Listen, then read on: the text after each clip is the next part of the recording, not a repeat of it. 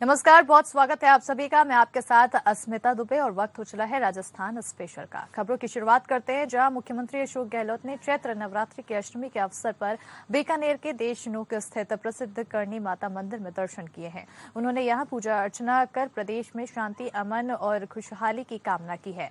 मंदिर प्रन्यास अध्यक्ष गिरिराज सिंह, बारहट सचिव मोहन दान चारण, ट्रस्टी छैलू दान और पूर्वाध्यक्ष कैलाश दान चारण ने मुख्यमंत्री को करणी माता की तस्वीर और साहित्य भेंट किया है। सीएम गहलोत ने मंदिर आए दर्शनार्थियों से बातचीत की और उन्हें नवरात्रि की शुभकामनाएं दी।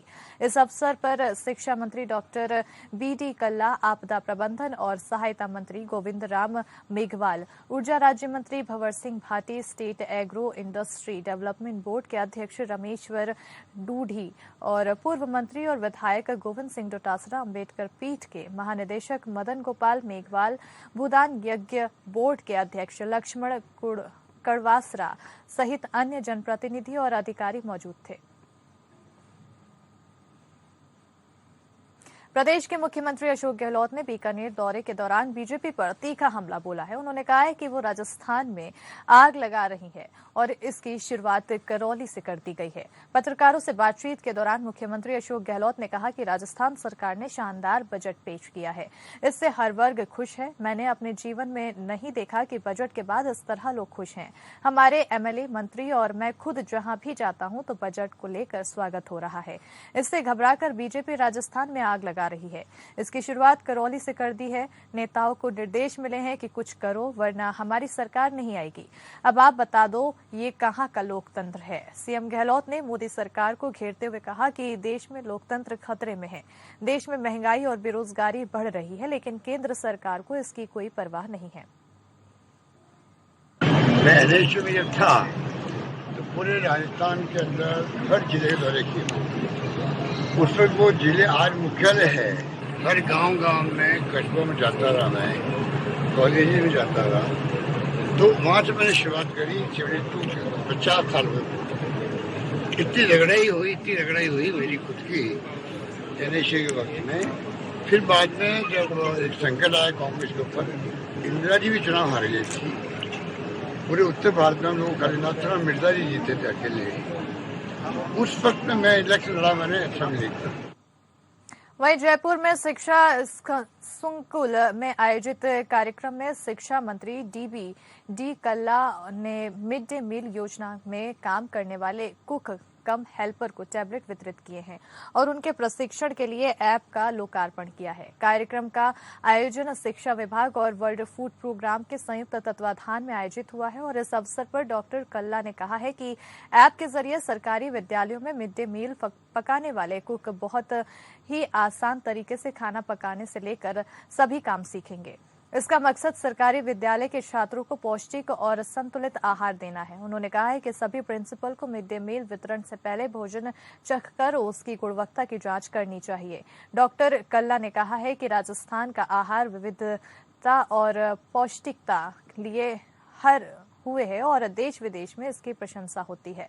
पत्रकारों के सवालों का जवाब देते हुए डॉक्टर कल्ला ने कहा है कि सरकारी विद्यार्थियों को हफ्ते में 2 दिन दूध सप्लाई करने का कार्यक्रम जल्द शुरू होगा। उन्होंने कहा कि बोर्ड परीक्षाओं में नकल करने वालों पर विभाग कड़ी नजर रखे हुए है। नकल के खिलाफ सख्त कानून बनाए गए हैं। वहीं अध्यापकों की स्थानांतरण नीति पर कहा कि स्थानांतरण नीति तैयार की जा चुकी है, जल्द ही इसे लागू किया जाएगा।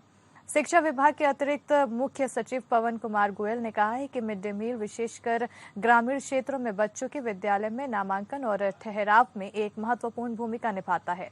उन्होंने कहा कि कोरोना काल में भी कॉम्बो पैक द्वारा मिड डे मील घर घर वितरित किया गया था।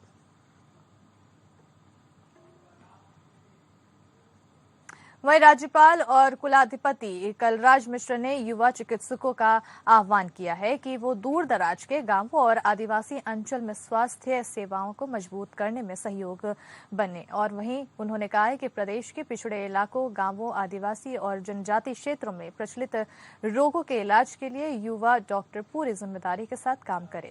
राज्यपाल राजस्थान स्वास्थ्य विज्ञान विश्वविद्यालय जयपुर के दीक्षांत समारोह को संबोधित कर रहे थे। उन्होंने कहा कि कोरोना काल में RUHS अस्पताल और SMS अस्पताल के चिकित्सकों, नर्सिंग स्टाफ, पैरामेडिकल स्टाफ, सफाई कर्मियों, बोर्ड बॉय, वार्ड बॉय सहित समस्त स्टाफ ने जिस तरह दिन रात एक कर दिए, वो अपने आप में एक मिसाल है। उन्होंने कहा कि चिकित्सक आगे भी अपने चिकित्सीय ज्ञान का उपयोग इसी तरह मानवता के कल्याण के लिए करें। कुलाधिपति ने कहा है कि मरीज का आधा रोग तो चिकित्सक के मधुर व्यवहार से ही दूर हो जाता है, ऐसा माना जाता है।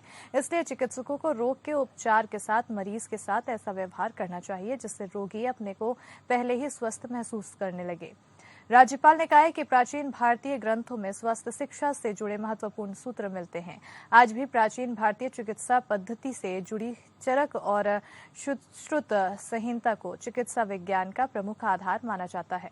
उन्होंने कहा है कि राजस्थान स्वास्थ्य विज्ञान विश्वविद्यालय को ऐसे पाठ्यक्रमों की पहल करनी चाहिए जिनमें आधुनिक ज्ञान के साथ अतीत की परंपरा को जोड़ते हुए चिकित्सा विज्ञान को आगे बढ़ाया जाए।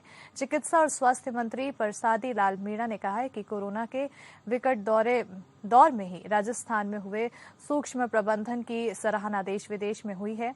उन्होंने कहा कि चिकित्सा शिक्षा को प्राथमिकता देते हुए वर्ष 2023 से पहले 3 के अलावा प्रदेश के सभी जिलों में चिकित्सा महाविद्यालय और सभी जिलों में नर्सिंग महाविद्यालय शुरू कर दिए जाएंगे। प्रख्यात चिकित्सक डॉक्टर शशांक आर जोशी ने भी संबोधित किया था। दिल्ली जयपुर नेशनल हाईवे 48 पर बहरोड के दुघेड़ा के पास चलती कार में आग लगने से हड़कंप मच गया है।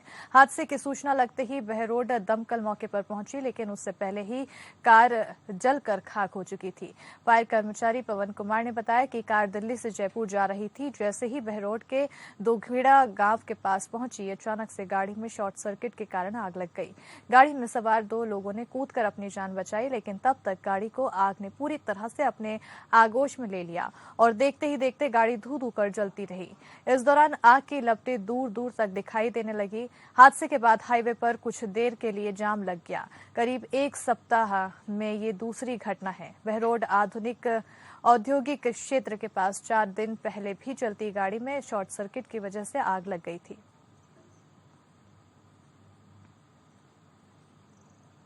अलवर जिले के शाहजहांपुर चेक पोस्ट पर एसीबी ने बड़ी कार्रवाई की है और एसीबी ने कार्रवाई करते हुए 13 लाख की राशि पकड़ी है। ये राशि एक शिफ्ट की बताई, जबकि सरकारी खाते की राशि मात्र 29,000 रुपए की रसीद काटी गई है। एसीबी के एडिशनल चंद्रशील ठाकुर ने बताया है कि अलवर एसीबी के एडिशनल अधिकारी विजय को सूचना मिली थी। शाहजहांपुर चौक पोस्ट पर ट्रकों से अवैध रूप से रिश्वत का खेल चल रहा। किसी भी ट्रक को बिना रिश्वत के नहीं जाने दिया जा रहा, जिस पर टीम ने विभिन्न साधनों से सत्यापन पर सुबह अलवर, कोटा, बूंदी की टीम के साथ दबिश देकर 13 लोगों को डिटेन किया है।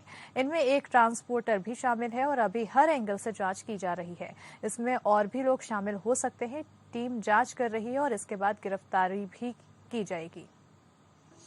प्राइवेट लोग हैं, बहुत सारे उसमें फौजी होते हैं, एक्स फौजी, संविदा कर्मी। ये लोग ट्रकों से वसूली करते हैं। इंस्पेक्टर तो एक जगह बैठे होते हैं, ये लोग वसूली कर रहे होते हैं। तो ये जो वसूली कर रहे होते हैं उनसे हमने बाकायदा ट्रैप की कार्रवाई की है। जो मैंने कहा कि इसमें हमने जो ड्राइवर को बाकायदा जो हमारी प्रॉपर प्रक्रिया होती है उस प्रक्रिया से ट्रैप की कार्रवाई करी। रंगे चलिए फिलहाल यहाँ रुकते, फिलहाल छोटे से ब्रेक के लिए जल्द हाजिर होंगे।